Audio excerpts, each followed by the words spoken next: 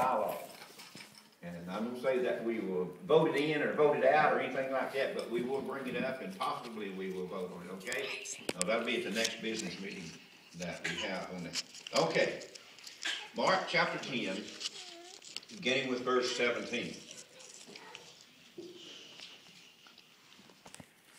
And when he was gone forth into the way, there came one running and kneeled to him and asked him, Good master, what shall I do that I may inherit eternal life? And Jesus said unto him, Why callest thou me good? There is none good but one, that is God.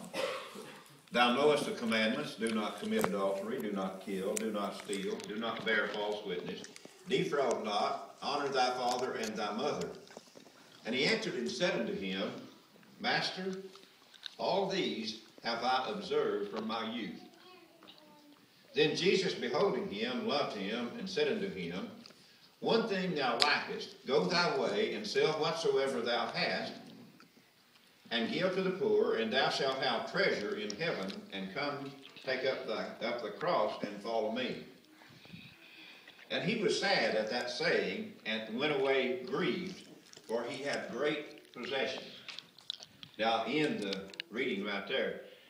But I want you to try to look at the relationship between the rich young man and Jesus.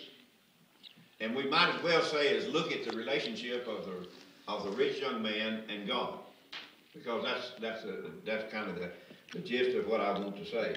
You know, life is made up of relationships, and we're familiar with relationships in that. There are some of the relationships that we have that are like with friends or our spouse, our children, our neighbors, our church family, and on we could go. It's how we relate to one another, the relationships that we have with one another. Some of these relationships are very good, and some of them are not quite so good, okay? You know what it's like to have somebody you're not quite comfortable with and in a relationship with them and that sort of thing. And so some of them are not good. And I want you to be able to detect the difference as we go through this. In some of the relationships that we have, the feelings that we have in that is sort of like, as they say, that a long-tailed cat in a room full of rocking chairs. You know, you just can't get comfortable. You can't relax in that. In that relationship, you understand how that can be in that. And some of the relationships we feel very uncomfortable, and we're not quite sure of that relationship. And sometimes it's just like putting on that you have a good relationship when you don't. I read the story about a young man talking to his girlfriend on the telephone.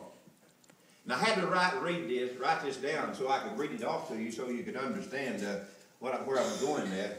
And this is what he was saying to her on the cell phone. He said, I would climb the highest mountain for you. I would swim the widest river to get where you are. I would walk on broken glass barefooted just to get to where you are. And if it doesn't rain tomorrow night, I'm driving over to see you.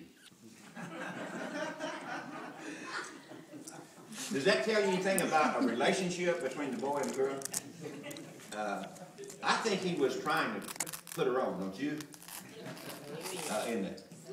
Well, you know, a lot of times in our relationships, that's the way we are.